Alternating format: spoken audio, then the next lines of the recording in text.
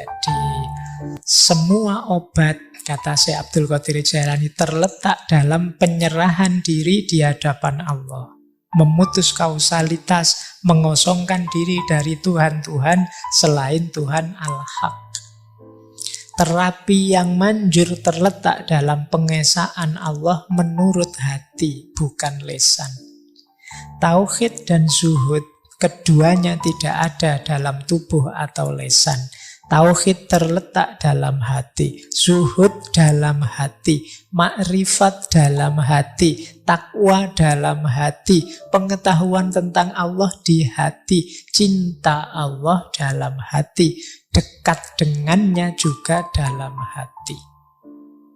Jadi perangkat-perangkat keutamaan, perangkat-perangkat kemuliaan hidup itu sebagian besar adanya dalam hati. Ini di beberapa sesi sering kita jelaskan. Lah terus akal di mana, Pak? Akal itu pasukan yang sangat kuat. Rasio itu kalau bahasanya Imam Ghazali panglima perang. Dialah nanti yang memberdayakan segala yang ada di hati tadi. Cinta itu ada di hati. Bagaimana kita mengelola cinta, bagaimana kita memanifestasikan cinta dalam hidup kita, itu akal kita sangat diperlukan. Karena kalau tidak, mungkin jangan-jangan mau kita membahagiakan yang kita cintai, hasilnya malah menyusahkan yang kita cintai. Di situ gunanya akal. Jadi makanya sering saya ditanya, Pak, kalau orang sudah jatuh cinta lupa segalanya itu kan boleh-boleh saja, Pak, melakukan hal-hal yang tidak masuk akal. Tidak.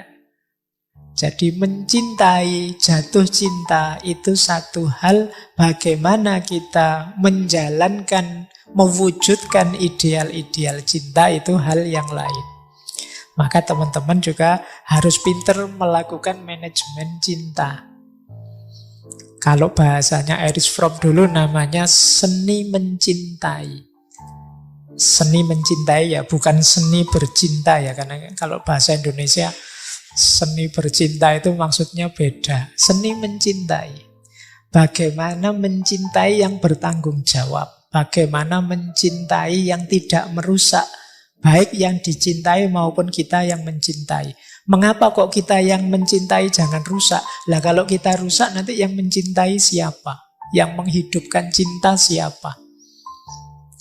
Baik, jadi letaknya mahabbah ada di dalam hati. Berarti apa? Kalau hati rusak, hati gelap, hati salah orientasi, ya segala kemuliaan tadi bisa rusak, bisa gelap, bisa salah orientasi termasuk cinta. Jadi ada orang yang jatuh cinta melakukan banyak perbuatan yang akhirnya malah menghancurkan nilai cinta itu sendiri. Pasti bukan cintanya yang salah, tapi hatimu yang gelap. Kamu kehilangan orientasi, kehilangan kiblat, sehingga cinta itu kamu jalankan dengan cara yang negatif. Akhirnya sesuatu yang mulia jadi rusak. Sering saya jelaskan ya, kalau ada air bersih atau ada susu yang bersih dimasukkan dalam wadah yang kotor beracun, itu yang terjadi adalah susunya jadi susu beracun, bukan wadah bersusu. Kebalik.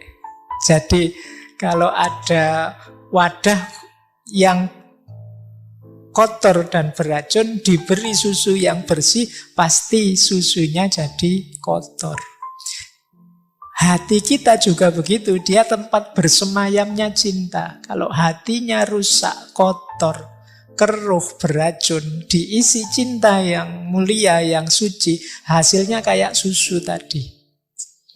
Susunya bisa jadi beracun. Itu yang membuat kadang-kadang orang salah paham cinta itu menyengsarakan. cinta itu menyakitkan. Cinta itu, ya mungkin cinta itu menyakitkan karena mungkin kemarin hatimu isinya banyak pamrih-pamrih kotor duniawi misalnya.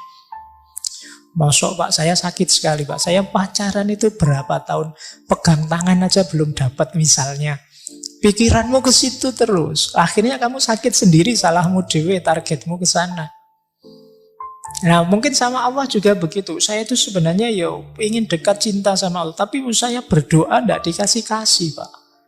Saya pingin misalnya nilai saya asal jangan tidak lulus saja. Ada yang tidak lulus. Padahal saya berdoa sudah mati-matian itu Pak. Saya pakai puasa segala saya pakai.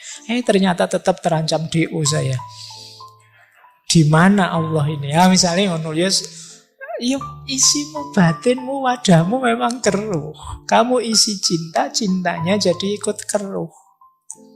Maka penting kesadaran letaknya mahabbah itu di hati. Berarti apa? Jagalah hatimu.